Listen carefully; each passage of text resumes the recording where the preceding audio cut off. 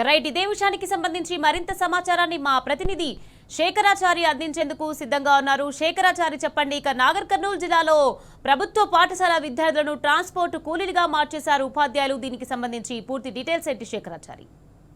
నిఖత్, నిజంగా కూడా ప్రభుత్వము పర్యవేక్షణ లేకపోవడము ఒక ఎత్తు అయితే, దానికి ఉపాధ్యాయులు కూడా బాధ్యత రహితంగా కారణంగా నాగర్ కర్నూలు జిల్లాలోని పెద్దకొత్తపల్లి మండలంలో రోడ్డు ప్రమాదం జరిగింది. ఇందులో 5 మంది విద్యార్థులు ఈ రోడ్డు ప్రమాదంలో గాయపడగా దాంట్లో ఒక విద్యార్థి పరిస్థితి అత్యంత విషమంగా ఉండడంతో గాంధీ ఆసుపత్రికి తరలించినటువంటి పరిస్థితి నెలకొంది.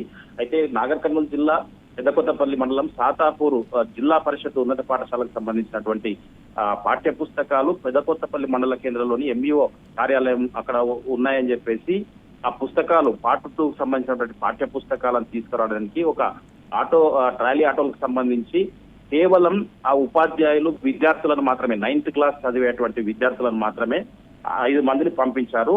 9వ తరగతి సంబంధించినటువంటి నాని, నందు, చరణ్, తేజ, కార్తీక్, శివ, ఆనంద్ వీళ్ళ 5గురిని పంపించారు. ఎవరు కూడా ఉపాధ్యాయులు వెళ్ళలేదు. కనీసం అటెండర్లు కూడా అక్కడికి పంపించకపోగా అక్కడ ఉన్నటువంటి ఎవరైతే ఎంఈఓకి సంబంధించిన సిబ్బంది ఉన్నారో కనీసం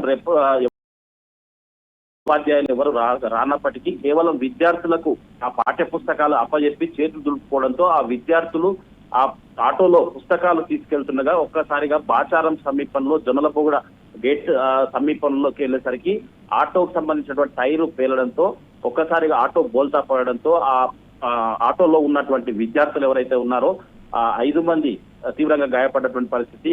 వెంటనే స్థానికులంతా కూడా స్పందించి ఆ విద్యార్థులను హుటాహుటిన నాగర్ కర్నూలు జిల్లా ఆసుపత్రికి తరలించారు. అందులో ఒక విద్యార్థి పరిస్థితి అయితే అత్యంత విషమంగా ఉండడంతో హుటాహుటిన హైదరాబాద్ గాంధీ ఆసుపత్రికి తరలించినటువంటి పరిస్థితి నెలకొంది. మరొక 3 విద్యార్థులకు తీవ్ర గాయాలయ్యాయి. అంటే కొంతమందికి చేతులు, కాళ్ళు కూడా ఫ్రాక్చర్ అయినటువంటి పరిస్థితి. అంటే ఒక విద్యార్థి కొంత సేఫ్ గా ఉన్నటువంటి పరిస్థితి. ఇదంతా కూడా నిర్లక్ష్యం కండ్లకు కట్టినట్టుగా కనిపిస్తున్నప్పటికీ అక్కడ జరిగినటువంటి సంఘటనను వెంటనే తల్లిదండ్రులు ఒక్కసారిగా అక్కడికి వచ్చేసి వాళ్ళు కన్నీరు మున్నీరుగా విలపిస్తూ ఆగ్రహం వ్యక్తం చేసినటువంటి పరిస్థితి కనిపించింది. మా పిల్లలను చదువు కోసం పంపిస్తే హమాలీలుగా, ట్రాన్స్పోర్ట్ లేబర్ గా ఎందుకు వాడారని చెప్పేసి కూడా వాళ్ళు తీవ్ర స్థాయిలో ధ్వజమెత్తడంతో హుటాహుటిన స్పందించినటువంటి అధికారులు కలెక్టర్ దృష్టికి వెళ్ళగా కలెక్టర్ వెంటనే స్పందించి అక్కడ సాతాపూర్ సంబంధించినటువంటి జడ్పీఎస్కి సంబంధించినటువంటి హెడ్ మాస్టర్ శ్రీశైలంను సస్పెండ్ చేయగా ఎంఈఓకు షోకాజ్ నోటీస్ ఇవ్వడం జరిగింది. దీనిపైన పూర్తి స్థాయిలో అంటే చాలా వరకు చర్చ జరగడం కాదు, కొంతమంది విద్యార్థి సంఘాలు కావచ్చు, తర్వాత విద్యార్థి సంఘాలు కావచ్చు, తల్లిదండ్రులు కావచ్చు ఆగ్రహం వ్యక్తం చేసినటువంటి పరిస్థితి కనిపించింది. మరి ఎంఈఓ బాధ్యత గలటువంటి విద్యాశాఖ అధికారిగా ఉండి మరి దానిపైన అంటే పూర్తి ఎవరికి పిల్లలకు ఎట్లా పుస్తకాలు ఇస్తాడు అతని పైన కూడా పూర్తి స్థాయిలో చర్యలు తీసుకోవాలని చెప్పేసి కూడా డిమాండ్ చేసినటువంటి పరిస్థితి కనిపిస్తా ఉంది. అసలు విద్యార్థులను ఎందుకు పంపించారని ఉపాధ్యాయుల పైన ఎంఈఓ చర్యలు తీసుకోవాలి, కానీ అదేం పట్టనట్టుగా ఎంఈఓ పుస్తకాలు ఇచ్చి పంపించాడు కాబట్టి ఎంఈఓను కూడా సస్పెండ్ చేయాలి, అవసరమైతే వీళ్ళను విధుల నుంచి తొలగించాలని చెప్పేసి కూడా పెద్ద ఎత్తున ఇటు పలు పార్టీలతో పాటు విద్యార్థుల తల్లిదండ్రులు, విద్యార్థి సంఘాలు కూడా డిమాండ్ చేస్తున్నటువంటి పరిస్థితి కనిపిస్తా ఉంది. మొత్తంగా చూసినట్టయితే సీఎం రేవంత్ రెడ్డి సొంత జిల్లాలో అతనే స్వయంగా విద్యాశాఖ మంత్రి ఉన్నటువంటి క్రమంలో ఇప్పటికే గురుకుల పాఠశాలలో ఫుడ్ పాయిజన్లు 100 మందికి అయినటువంటి పరిస్థితి. అంటే ఫుడ్ లేక ఎంతో ఇబ్బందులు పడ్డటువంటి పరిస్థితి ఒకవైపు చూస్తా ఉంటే, మళ్ళీ ఈ విద్యార్థులను హమాలీలుగా, ట్రాన్స్పోర్ట్ లేబర్ గా వాడి ఈ సంఘటన కూడా జరగడంతో ఇది కూడా మంత్రి జూపల్లి కృష్ణారావు నియోజకవర్గానికి సంబంధించినటువంటి నియోజకవర్గంలో ఈ సంఘటన జరగడంతో కొల్లాపూర్ నియోజకవర్గానికి సంబంధించినటువంటి మాజీ ఎమ్మెల్యే బీరం హర్షవర్ధన్ రెడ్డి తీవ్ర దిగ్భ్రాంతి వ్యక్తం చేయడమే కాకుండా కలెక్టర్ తో మాట్లాడి వెంటనే బాధ్యులైన వాళ్ళపైన చర్యలు తీసుకోవాలని చెప్పేసి డిమాండ్ చేసినటువంటి పరిస్థితి కనిపించింది. ఆయనతో పాటుగా వాళ్ళు ప్రజా సంఘాలతో పాటు విద్యార్థి సంఘాలు, తల్లిదండ్రులు కూడా పూర్తి స్థాయిలో దీనిపైన పూర్తి స్థాయిలో విచారణ జరిపి బాధ్యులైనటువంటి వారిపైన కఠిన చర్యలు తీసుకోవాలని చెప్పేసి, ముఖ్యంగా విద్యార్థులకు మెరుగైన వైద్యం అందించాలని చెప్పేసి ఒక విద్యార్థి అయితే పూర్తి ప్రాణాపాయ స్థితిలో ఉన్నాడు, ఆ విద్యార్థికి మెరుగైన చికిత్స అందించాలని చెప్పేసి కూడా పలువురు డిమాండ్ చేసినటువంటి పరిస్థితి కనిపిస్తుంది. ఏదేమైనప్పటికీ విద్యాశాఖ గాడి తప్పిందనడానికి ఇవన్నీ కూడా నిలువెత్తు సాక్ష్యాలు ఈ కాంగ్రెస్ ప్రభుత్వంలో కనిపిస్తా ఉన్నాయి. గురుకుల పాఠశాలలో అయితే గాడి తప్పినటువంటి పరిస్థితి కనిపిస్తా ఉంది. ఈ ప్రభుత్వం వచ్చాక అంటే ఒక వినూత్నమైనటువంటి పరిస్థితులు నెలకొన్నాయి. ఆ గురుకులాల్లోకి తర్వాత ఆంక్షలు పెట్టినటువంటి పరిస్థితి, ఎవరు కూడా లోపలికి రావద్దు అనే బోర్డులు వెలిశాయి.